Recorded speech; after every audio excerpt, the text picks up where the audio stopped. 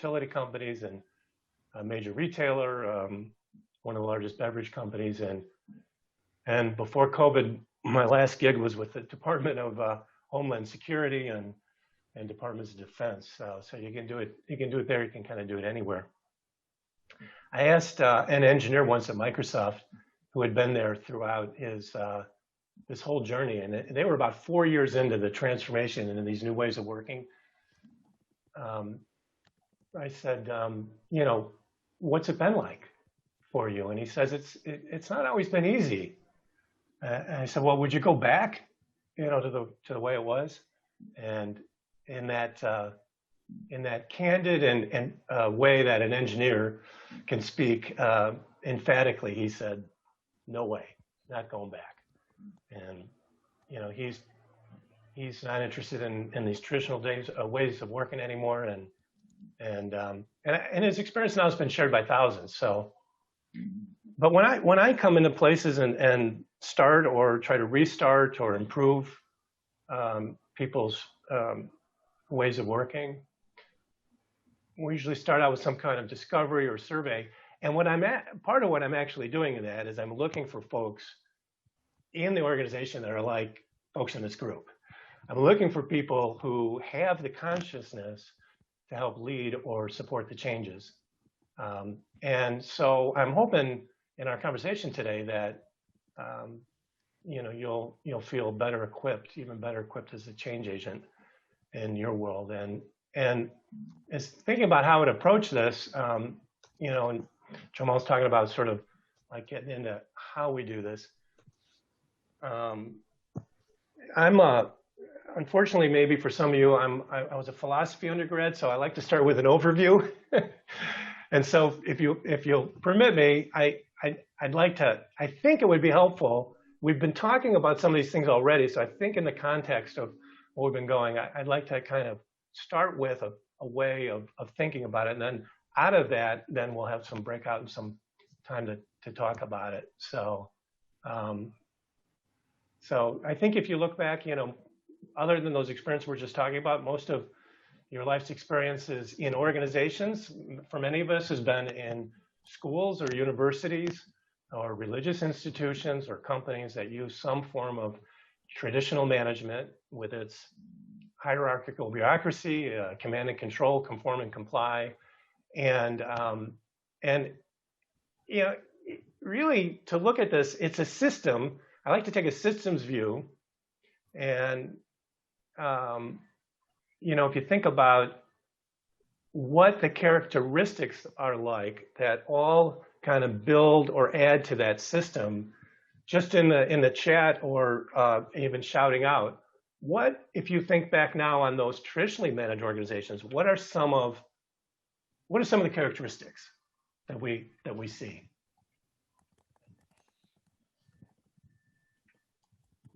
I'll go.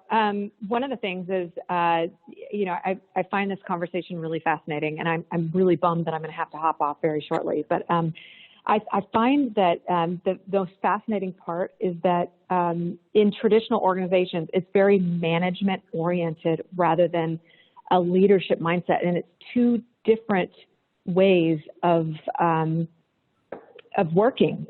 You know, one is more reactive, one is more proactive, one is more empowering, and one is more, you know, kind of dictatorial. One is more strategic, one is slightly more tactical and process oriented.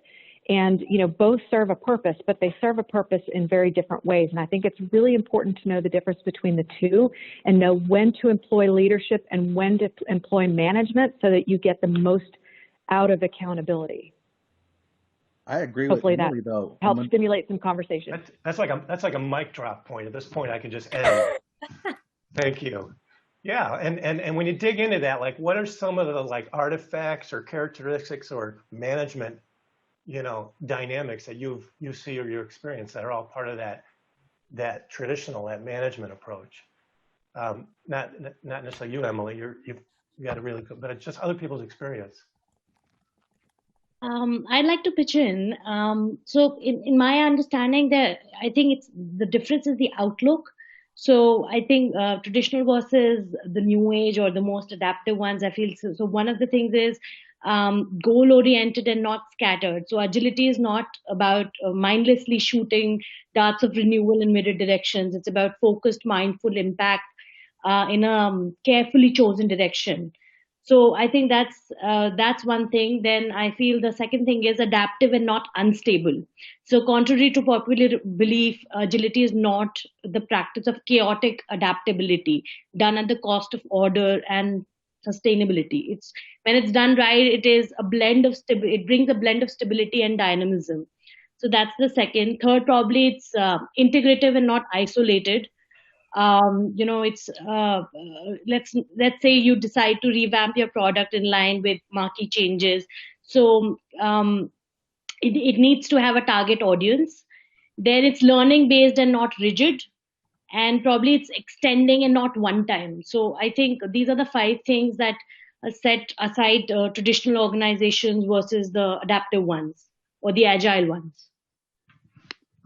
That Yeah, inspires me right. to say as If well. I, Beautiful. Go ahead, Jerome. That inspires me as well, Jay, to say that the energy and information typically slides one way. It reminds me of a zip tie, right? You can pull the zip tie, but you can't open it. Zip tie So management. I love it. yeah, yeah. Yeah. Energy that's a good it one. flows from the top down, but it doesn't go very well in the reverse. Yeah. Well, and I'd like to say that, if you think about it, a lot of times we're not taught in school, even at the college level, until you get into maybe an MBA where it's something you're taught. But, think about our CRE industry. If you're an architect, you go to school to be a professional in architecture. So very rarely are we taught the skills and acumen for how to run a business or how to be a great leader or how to be a great manager. And so it's incumbent upon us that, once we get into our careers, to find our board of advisors, find the tools and resources to learn those skills. And a lot of times we're self-taught, guys, and it's mid-flight. Like we're learning to fly the plane while it's already in the air. Yeah. Beautiful. Yeah. Get that and get to link to your resources in there, Emily, too. We were talking about before the call, so everybody can grab those. Because I got a feeling a lot of those align exactly with what we're talking about. Yeah. Yeah. Learning our function, but not necessarily how to work on the business, just work in the business, right? Because that's generally what, we're getting hired to do. And so I come into organizations, sometimes I feel like I'm the only one who's given permission to work on the business. But this is pretty much what was just described.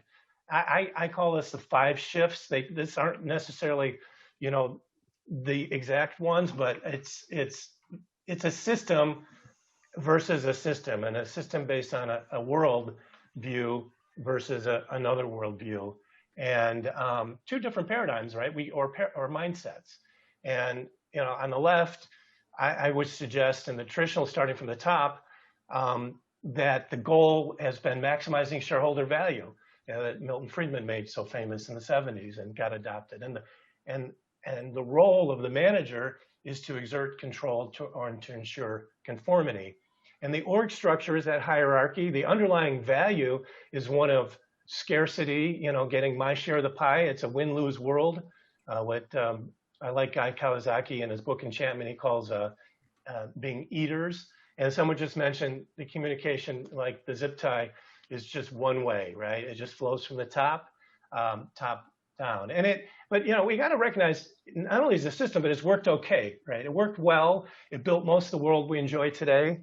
But if further analysis can reveal the data in a world that we believe is complicated, not complex, right? We can do more analysis, get the data, best practices can create the desired outcome, or an expert can provide the roadmap, then we're dealing with a complicated problem. And it's more like, symphonic music versus jazz, or it's more like assembling IKEA furniture, where you're following, the directions, you'll get to a table, but that's the outcome. Or versus, I would say, my experience lately, training a puppy that I just got. That's far more complex. And so as the world shifted, right, with the complexity of the internet and the power of the consumer and the rise of the knowledge workers, we needed a different approach. And the system of agility, then the contrast we have is, right, the goal I would suggest was just mentioned, is focusing on the customer, and the outcomes for the customer delight, client delight, and how the work we do adds, meaningful value to others. The role of the manager changes to this more servant leader, or this coach, or this, using trust-based relationships, that kind of leadership. The org model shifts to networks of self-organizing teams. The underlying value is more of generativity, and let's bake more pies. What Guy Kawasaki says, let's be bakers instead of eaters, and then communication becomes rich, 360 degrees, frequent human-to-human conversations. What Rich Sheridan, another book I recommend, Joy Inc., he calls high-speed voice technology, talking to each other. And if you think this sort of makes up the system, of agility, not getting specifically to Agile yet, but, in the Agile space, it traces its roots back to Toyota. Jamal and we were just talking about this earlier, in the 50s, gained a lot of momentum in 2001, 20 years ago in February, issuing of the Agile Manifesto for software development. But as recently as 2015, Agile at scale within large organizations was still fairly new. We'd converged on how to develop high-performing teams, but coordinating those teams across, large product lines and business units, or entire enterprises for that matter, was still fairly new. And so I had the privilege of helping convene a learning consortium of companies who were all working on bringing these new ways of Agile working just at scale in their organizations, across thousands of people. And we put this cohort together, and then we traveled around the world as a cohort and had real conversations about what the learnings were, what the challenges were, and with some large companies, large global tech companies like Ericsson and Microsoft, others that were born Agile, like Riot Games. If any of you have played League of Legends, you know who they are. And then we wrote up these findings, and we presented them at a global conference. And the conclusion that our group came to, even though we've been in all kinds of different companies, Magna International is a manufacturer in the automotive industry, and tech companies and this and that, and this is what I'll just quote from the findings. A universal feature of all the site visits was a recognition that achieving the benefits of these new ways of working is dependent on the requisite leadership mindset that Elena was just talking about. Where the management practices and methodologies were implemented without the mindset, no benefits were observed. And where they were, where the leadership mindset was there, any variety of methods were employed, and good results occurred. So we get into this challenge that you got to deal with the mindset, and changing just one part of the organization isn't going to work. So another leader put it this way. He said, once you introduce this, it affects everything in the organization. The way you plan, the way you manage, the way you work, it changes the game radically. So we'll get a chance to discuss this in a breakout in a minute, but let me just share one more thing, if I can get there. And this is that concept of this mindset shift, that you're in one world or another. And what's a mindset? And this is, again, trying to just frame things up. And my philosophy undergrad degree with epistemology, how do we know the things we know? I would suggest the mindset, if you look on the right here, the mindset is composed of these elements. And that when we look at methods, like Agile methods, that if we're only addressing the behaviors, we're not actually getting to what's going to be needed for the change. So if we're going to do effective transformation work, if we're going to be good change agents, we need to look at it more comprehensively. And we talk about culture. Mackenzie said, what's the number one? Asked people, at the study a couple of years ago, they said 37% of companies were in the midst of an agile transformation, and only 4% had felt they'd achieved it yet. And they said, well, what's the biggest impediment? And they said, culture. But I like to think of culture the way Microsoft CEO Satya Nadella does, who's been rated the number one CEO in the world. He's done, I think, some great work at Microsoft in their transformation. He says, I think of culture as a complex system made up of individual mindsets. So it kind of brings us to the discussion you probably thought we were going to have 15 minutes ago, Jamal, which is how do we do these things on the left? You know, what's Agile? Well, Agile is really just an umbrella term that was suggested. It was actually suggested by a late friend of mine who was there at one of the signatures at the manifesto 20 years ago, Mike Beadle. They were looking around for just something that kind of characterizes, their similarities. And so there's over 40 varieties now named. I mean, Scrum, many have heard about or do. 85% of companies say they do that or some form of that. But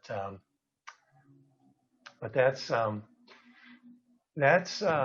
of the approach I want to take. So if it's a challenge so if you think of mindsets, I think of them as it's a system as well. So we have the systems in our organizations, and we have the systems of our thinking, which consists of kind of those elements of our identity, our values, and our heuristics or principles, the shortcuts we use, and then the reinforcing behaviors to those. And what we're looking to do in an Agile transformation is create a new alignment between the characteristics of the new system and the individuals in that to be aligned with that. So the challenge is how do we go about this if you can't do it partially, right? If you try to do part of the system just snaps back, and so we get all these unsustainable changes. And so that's what I was hoping we can get to in our breakout sessions. Gray, that if this is an integrated system and we have the challenge of the paradigm shift, how do you go about the change? And I was hoping we can do some collective intelligence on that and come up. D. Gray. I think we're all back. Hey, in the house. Hey, Jay, I wonder what happened in the breakout rooms. Now that we're recording again, you want each room to kind of give us a full vignette? Well, you and I are in the same room, so that doesn't count. Right. Well, what did you guys come up with any ways? Maybe you couldn't see before. I was saying we can't be, we go to change this part of the org and then, it doesn't work, right? So this is what we're dealing with. How do we get going with it, or how do we help make it happen? Oh, Jay, we just came up with all the answers. That's all. We didn't do much. We just solved this thing for you. That's all. So we did have some great suggestions, I thought, come from the group, and help me out, group, if I do augment anything other than what was intended. The first was to involve the people, involve the organization at the ground level in the change. So you can't dictate it. It's something that they have to buy into. The other is starting small. So starting with a small group and then growing from there is probably a way to increase success. In addition to that, you got to start from the top down. You have to not start from the top down, but you definitely have to have buy-in from leadership. If people believe that subscribing to an agility practice is going to have them burned at the stake, then they're going to be less likely to do it. And that message has to be demonstrated by leadership for people to feel safe.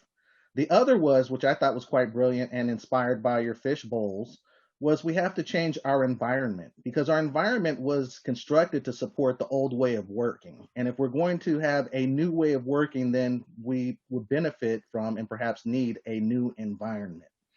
So changing that environment, making sure that we also realize that the mission and vision was potentially conceived of in that old paradigm, just revisiting it and making sure that it is in alignment with what is being done today, the work being done today. All of that, we determined people are great, wonderful, brilliant, and better together than we are apart. That was it. Boy, I hope everybody had a group like Isn't that.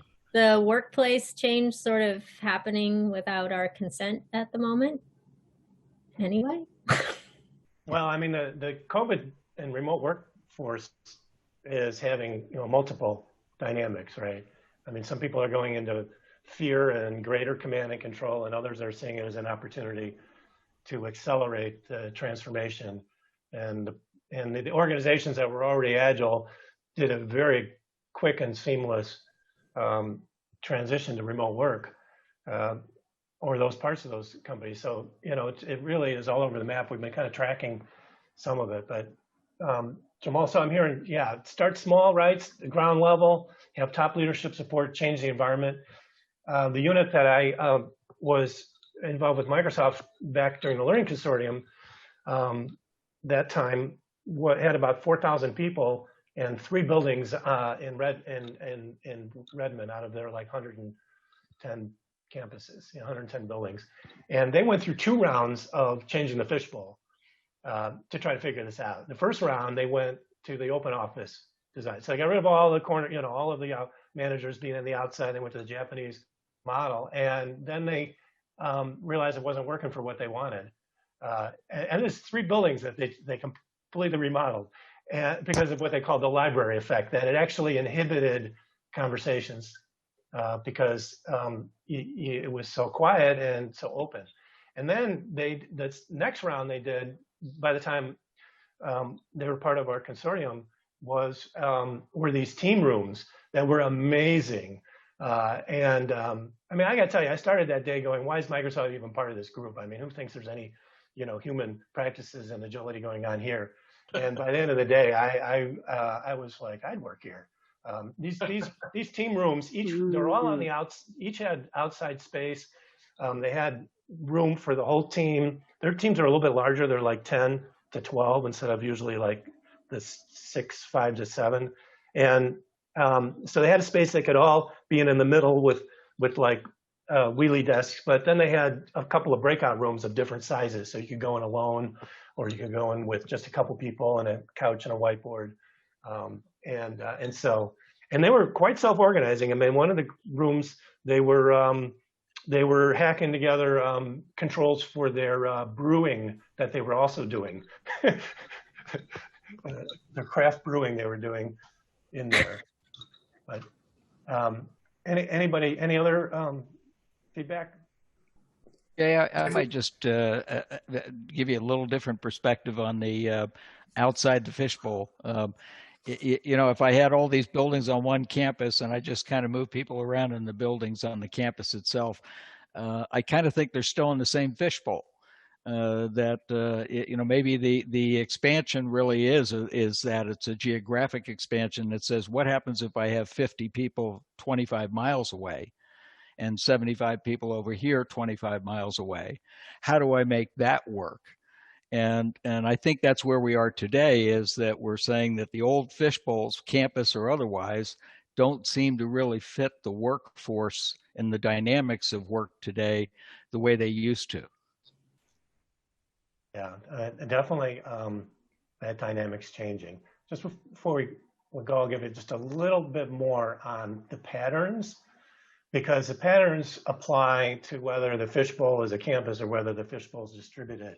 And I would suggest that when we're moving from an org chart in a hierarchy, we're moving to a network, that this pattern pretty reliably emerges of a kind of a 3-role.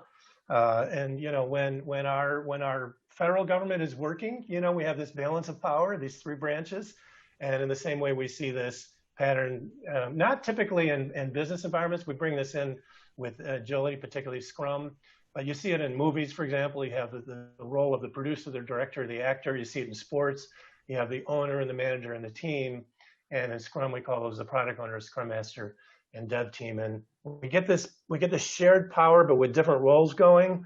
And then we begin to use that as a fractal of really just teams of teams, and then we can grow these new ways of working pretty organically and naturally, following nature's patterns rather than trying to control it with the hierarchy. So just leave you with a little bit of some pattern recognition there that hopefully will help. Do you want us to jump in with more summaries? Yes, please. So I was the speaker for my team, or scribe or whatever, and a few of the same kind of comments, but a few different ones. Really, yes, talking about both the nature, but also humanizing our systems, as opposed to kind of the industrial that you've mentioned. Talked really about a key element of the shared sense of purpose and how to create. Some of that comes through new transparent processes that we will agree to. That actually potentially reduce the power of a single CEO to actually make change and make adjustments.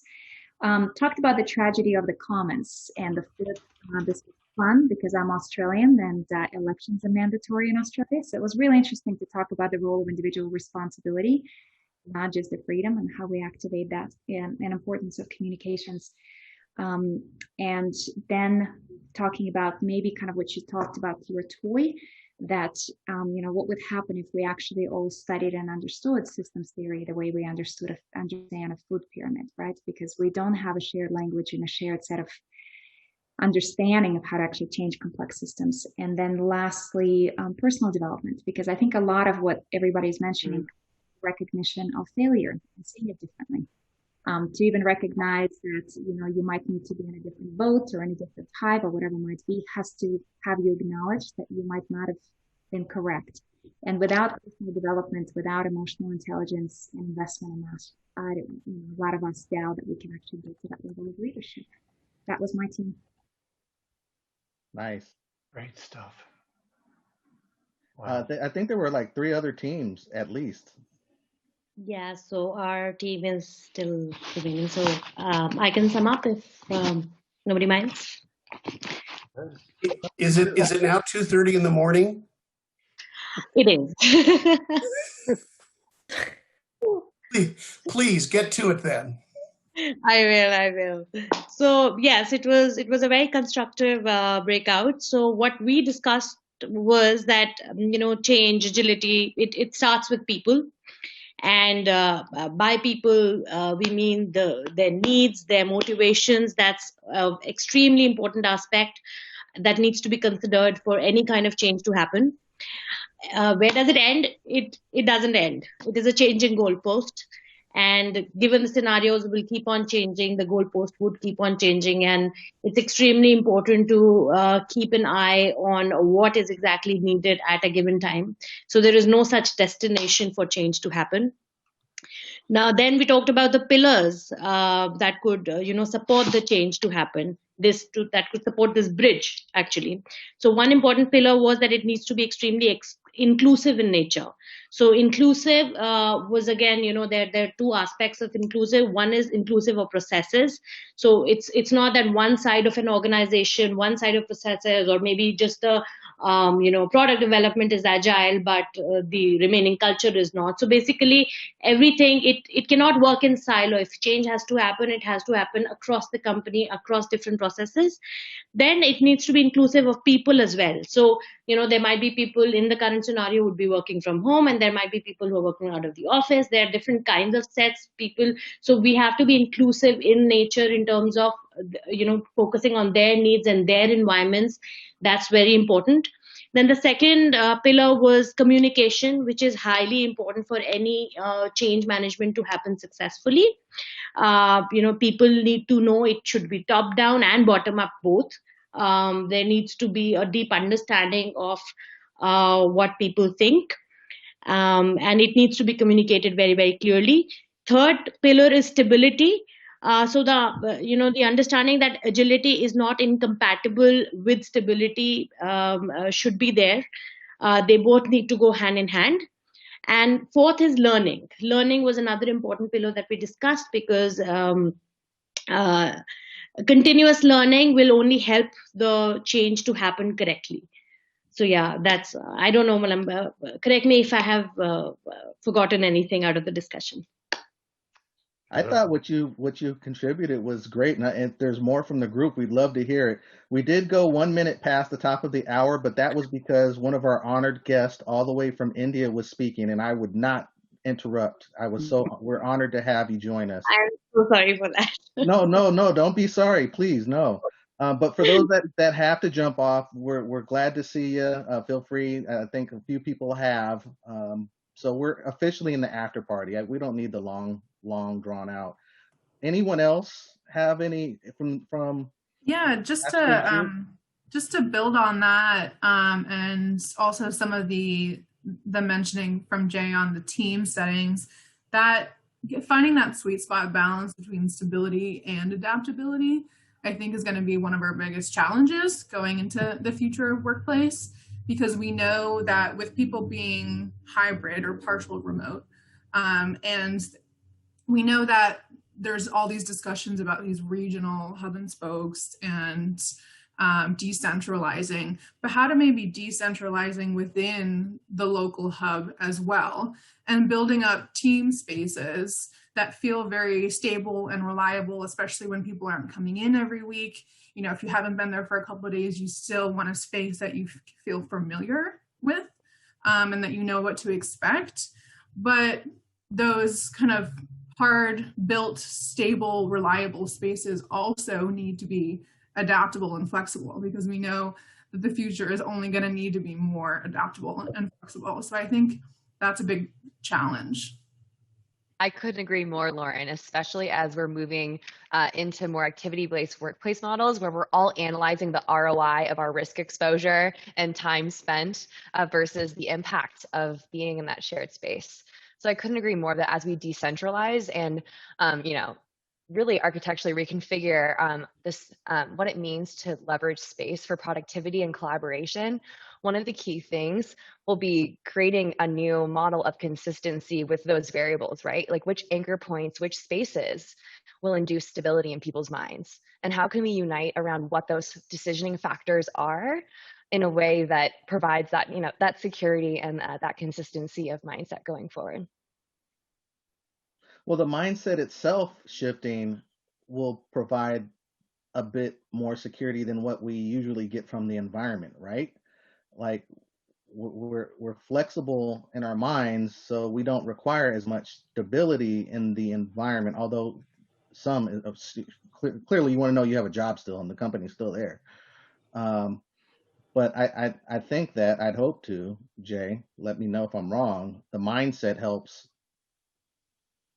address or mitigate some of the lack of stability in the environment.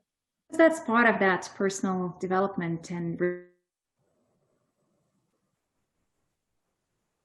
range of, not only does it help you have empathy for where people might be, but it can also, yes, help kind of adjust to that. So I think that's for sure it, because we've been conditioned, and this is why I think it's such an important conversation, that in the corporate world, we've all been conditioned to just be correct, right? We get advanced for ticking the right boxes, not for failure. That's very different to how tech companies operate, right? So as Agile is coming through to these slow moving industries, a lot of it is around failure. A lot of it is around, okay, we're going to get this wrong 20 times before we get it right. Well, let's just get on with it. That's a very, very different level of emotional resilience than most of us have ever had invested in us in a corporate world. Yeah, there's a lot of shifts, right, in our normal behaviors. And I did a lot of internal transformation at Accenture because they themselves are trying to not only deliver new ways of working, but they have to change the way they're working to start with. And for example, showing clients, like co-creating with a client, which is kind of one of the pillars of this new way of working, as opposed to doing all the analysis, creating the perfect PowerPoint, getting it in front of them when it's all complete, moving to showing them something incomplete that you're working together on was extremely uncomfortable for traditional consultants. And they love the idea of Agile, except that when they experience things like that, and not only didn't connect that that's actually Agile, they felt it was wrong. It's like, I was told by project leads, don't ever do that again. Don't come to a client that unprepared. I'm like, no, actually, this is a rich conversation, and we're moving very quickly, and it's just so many different dynamics and it's underlying value, right? It's a great value to be prepared and show client, really clean, thought through things. But that's also slow and doesn't accomplish what we want. It doesn't align with what we're trying to do. That's much more complex. So it's not that there's bad values, in one and values in the other. It's that there's a whole set of values that supports a different way of working that ends up needing to shift, right? Yeah, I couldn't agree more. And I think that the whole idea of being able to actually engage your clients, engage them in the vision together, as opposed to you coming up with a vision and then just bringing it to them and saying, this is our vision for you, when you don't really actually know what that is. And it does save a lot of time, because you don't go down this whole direction when actually that's not at all where they are, but rather bring them in so that you can envision together and create something that's going to really be helpful for those people. So I couldn't agree more with what you were saying. And I think maybe even just at the beginning, by letting them know, it's like setting them up so that they know this is the process in which we're going through, so that they don't think, oh God, she's unprepared or he's unprepared because they're coming in, but that you're coming in to do an assessment, to find out where they are. And that's the first step in order to continue. Mm-hmm. Yeah, and giving people bite-sized experiences, I think, helps. I got called in to facilitate a Accenture team themselves. They had about 25 people, and I was literally at the last minute and like on the airport making the reservation on the way to the airport and making up what the agenda is going to be at like 3 a.m, right? And it was a co-creating, starting from very broad concepts and then coming down. And after the first day, some of these very experienced folks, been with the senior managers 25 years, they go, that is the best meeting I've ever had at Accenture. And I'm thinking, I just made this stuff up on the way here, but it was because they're used to divide and conquer, a traditional, because we had this big RFP we're doing, you go do this section, you go do this section. I started out with co-creating, right? And when they can unlock the creative intelligence within them, among the group, because they're all very bright, hardworking, accomplished. They just don't unlock that collective intelligence. They just work in their own silos. And so I felt, I was like, wow, this is what your life's been like for a quarter century. I just coming out of the entrepreneurial and fast growth and agile worlds. It's like I just could never imagine that. I want to encourage everyone to, again, save the chat. There's a lot of good information there. I was hoping that both Chris and Ashta could expound upon their points. Chris, you first had a point about dynamics and complexity in an organization. And then afterwards, maybe we'll have Ashta expound her thoughts on the common housefly, which I thought was quite interesting. Well, my point was just referring back to kind of what I was hearing a few minutes ago, with sort of resistance to the idea of thinking about things in a systems way, because there's the, of course, perception that a system is constantly changing and there's no stability. But the other side of the coin is that complex systems are adapting. And so because they're adapting to new developments, they're more resilient, and therefore there is a form of stability. So that's all I was adding there. Interesting. So the stability comes in the form that you're constantly adapting. So as long as you're constantly adapting, there's stability. As soon as you stop, then it's like, whoa, what's going on here? We've been the same for a while.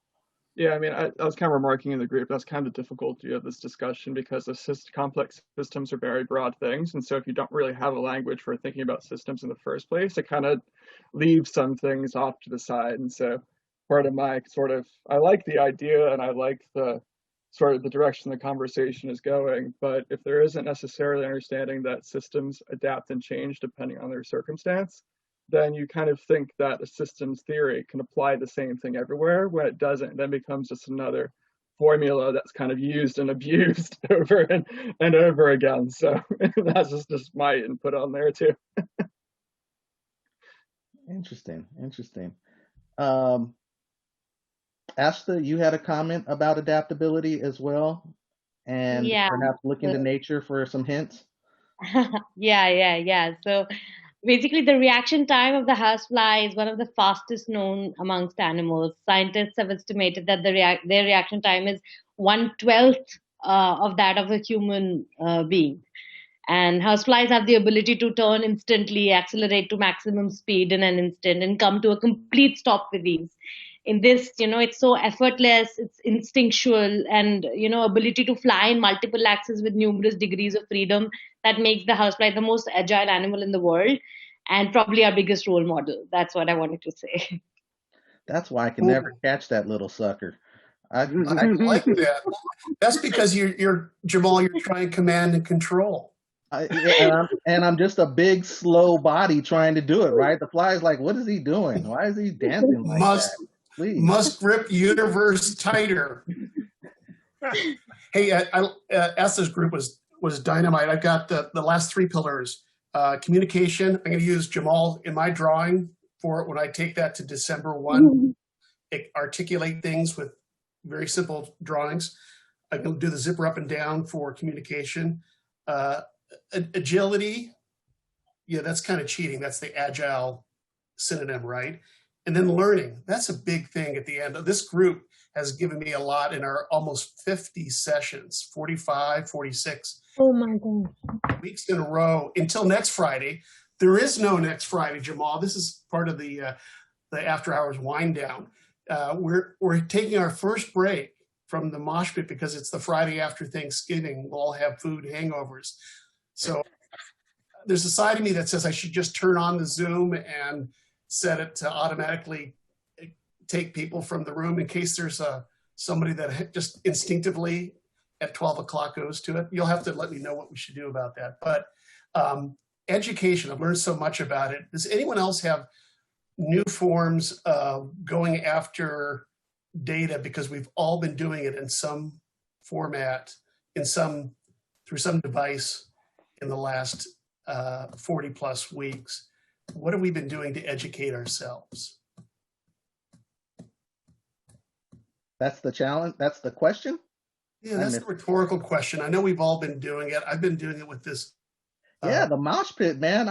Golly, the collective intelligence here is amazing.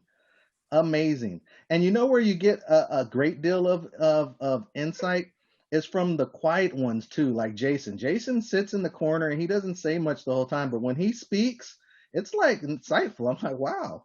Not that I didn't think he didn't have it. It's just this group is great. It's great. Diane got a chance to put in there some wisdom, drop some wisdom knowledge. Susan does regularly on the weeks, even though she's a bit quiet today.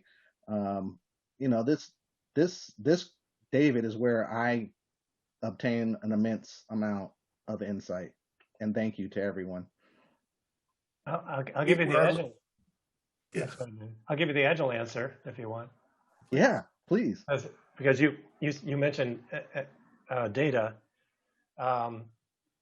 So if the data exists and we can get it from analysis, then we're dealing with a complicated problem, right? But it's good to know from the start if it's complicated or complex. Because if it's complex, the data doesn't exist and more analysis is a waste of time. So what do? You do experimentation. You have to create the data. So this is why, like in the world of Agile, it's like the Mosh Pit's an experiment, right? So learning is by experimenting, because we're dealing with something that hasn't happened before, doesn't exist before. And this is the interesting world. I think if you look at any innovation or opportunity, developing businesses like you're doing, Anna Marie, or other things, you can't follow the manual, right? It's a series of experiments. So it's probe, what in the Cynefin framework it says probe, sense, respond, rather than applying best practices or known practices.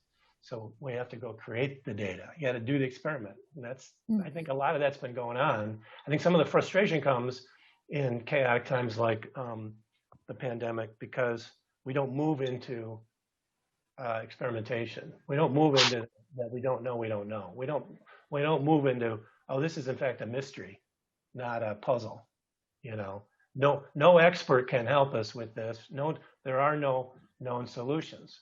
So you know, the people that moved quickly into experimenting, you know, and all of these remote ways of working, who already had that mindset, they adapted a lot and discovered a lot quicker. You know, how do we keep our culture together when we're not together in our same buildings and things like that? Okay, now I want to comment on that comment, Jay. So I feel like I got invited, Jamal, so whatever. Anyway, is one of the things that I was saying in our small group was that what seems to not get pointed out is that all of this is already happening, right? We have networks and organizations, right? They're there already. We have people working remotely. We've all had, 40% of IBM was working remotely for years, okay? This has been going on. So what is it we need to change? I mean, I don't get it. Why do we think, and to Jay, to your picture, what I wanted to do was pull that apart into a bunch of those little networked things, right? That are floating around, not touching each other, to get a sort of more accurate thing. Although the rubber band effect of, you know, pulling part of it out and letting it fly back, you know, and part of the problem now is that we do have these essential kinds of change already going on. We have people who've adapted to that. It's on a small scale. Why do we think it has to look the same all over? I'm not even sure what question to ask here, but I just want to say it's there and we're not studying it. I mean, I put in here, my last question was, what did I say? By the way, what data are we producing? We're not studying ourselves. We haven't set up any sensors. We don't, you know, we could be mining these conversations. We could be, you know, what are these, all these really interesting people who have tons of experience and the new people who are bringing new ideas in. I mean, what's coming out of that? Can I build on this, Susan, and take this maybe in a controversial biotech direction? One reason I think we don't have a lot of good data is because of the privacy things. Because what I would really like, and maybe this is a question to G and everybody else, is do you see how technology can play in this? The reason I ask is what we essentially talk about is discomfort, right? This creativity, this stepping out of a comfort zone, looking at a different thing, finalizing your presentation on the flight. These invigorating things, they're actually by definition stressful. They're positive stress. But I know that one of the reasons I love these sessions is my heart rate is often elevated. I'm very alert. And I think part of this is if we actually got over the privacy and found a way, and I know how controversial this is, but fundamentally, if we are to ask people to step out of their comfort zones and think differently and listen to different ideas, we will know if they're doing that by their physical reactions, right? We also know that if you're playing it safe, your biometrics will be very different. Do you see the role that technology can play in both measuring and encouraging and rewarding and changing the narrative that being uncomfortable is an essential part of moving forward on these questions? Well, I would agree if you're looking just for people to agree. I feel the same way. You know, ideas really elevate, you know, our metabolisms, and that's part of, you know, the engagement of all of those synapses firing in our brains. But these are new technologies in many regards, certainly institutionally and organizationally. And as Susan said, you know, what are the questions? And as I've tried to point out is we have such refined processes in the way we look at our transit and our transportation systems, how we put them together. We are meticulous on the studies that we do and so forth. But I'd ask the group here to help me define one real organized group around researching distributed processes and organizations, and how we help those organizations move from a single location to a multi-location methodology. We don't have any institutional structures that are supporting R&D in those basic areas. And so from that standpoint, we have this whole set of and reservoir of technologies but we don't have any handle on how to put them to work or how we should even start to engage to discuss, how do we put those resources to solving some of these very critical problems. I'm wondering if, there is this, I just sort of want to take this group and say, would you be willing if we could get, the thing is you want to set it up so that you feel like you can conclude something from a study like that. And I agree, there are all kinds. I think it is a problem that we don't allow ourselves to gather data, but we're learning a lot in COVID, right? And we're learning. I'm part of a big study that just got started, at the beginning of COVID, and it said, do you want to take a test and be part of this cohort? And I thought, sure. So there are those kinds of opt-in, which are hard to read, are hard to interpret. But there are those kinds of approaches. But we have these wide-flung organizations with many different parts of the organization working together in small groups, and they're disparate. They're in different places. They report to different people. They have different skills and capabilities, and they're getting things done. How's that happening? Well, I think it happens because we respond to our environment. Yeah. But there's a difference between being, in my mind at least, between being reactive and being proactive. I agree. And that's really the portion that, in our ULI diversity 3 weeks of arrangements, you start to understand how the biases we have been integrated into our planning and processes and result in the inequalities for so many people. And so, going back and looking at the structural underpinnings of how we communicate and how we identify what our needs and challenges are is part of that conscious effort to say, is there something that we're doing that we could do better? Is there another way we can accomplish what we're doing as a reactive way and make it an institutionalized norm? And so those are things that I kind of throw out to say, I think we're on the precipice of that, but I think we haven't jumped out of the fishbowl we're in. Right. I'm trying to say something like that. Is that it does require conscious effort. It does require, observation and paying attention to what's going on, and in systematic ways. But then I was and am not so much a researcher anymore, but I appreciate the rigor of that, and I do feel that we've substituted precision for rigor in case too much of the time. I think you're asking a very fundamental question, which is we actually know so much already, right? It's like, you look at the research on that Daniel Pink highlights, right, in Drive, right? We know that with knowledge workers, he says even rewards and punishments reduce the capability of a knowledge worker, even the slightest amount, in that direction compared to, so all our management methods were thought through for physical labor, not for knowledge workers. And so people aren't in their higher brain states, they're not in flow. To Elena's point, we probably, can measure those brainwave states, but we already know so much that isn't being applied as it is, that these kinds of approaches are ineffective, right?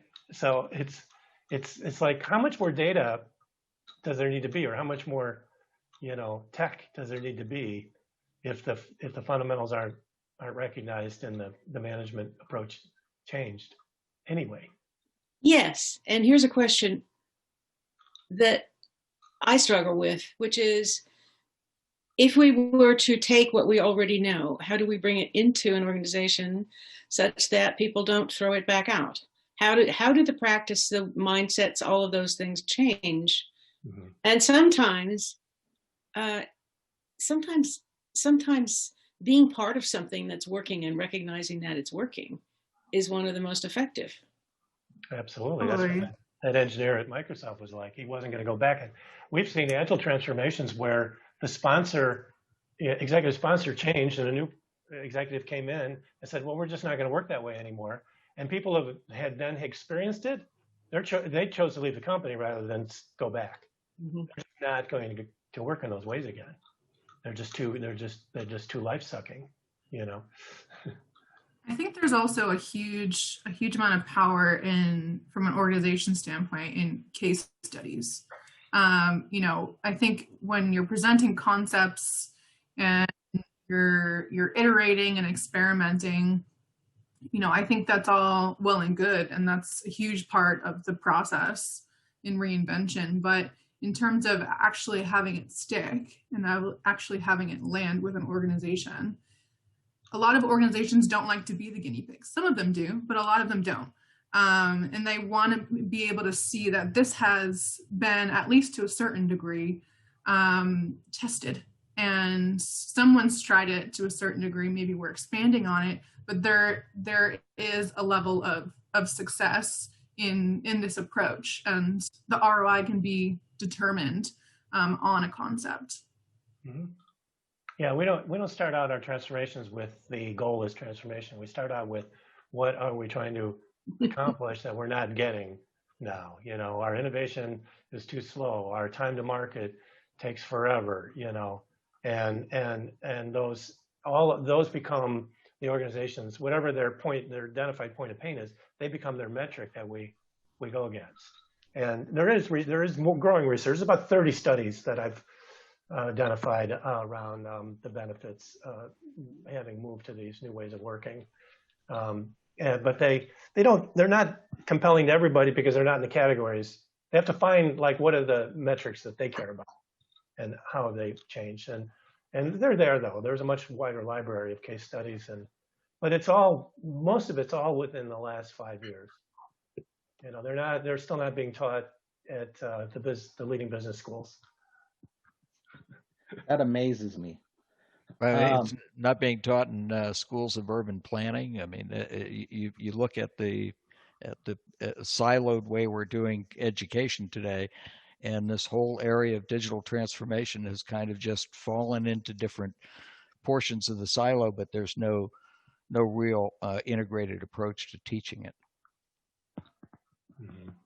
I think that's critical. I've spoken recently at a couple of events on the role of buildings in public health, right? And part of this is challenging designers and facilities managers to take public health classes, to challenge health professionals to take design classes, because as we, based on, you know, to the questions of data, as we confirm, say that buildings are a lever of public health, well, we may or may not have known that before, but now that we have the data, I think to your point, Michael, how does that change how we learn about this going forward, right? And if it doesn't change anything, then we have to question, did we really learn it? And did we learn it right?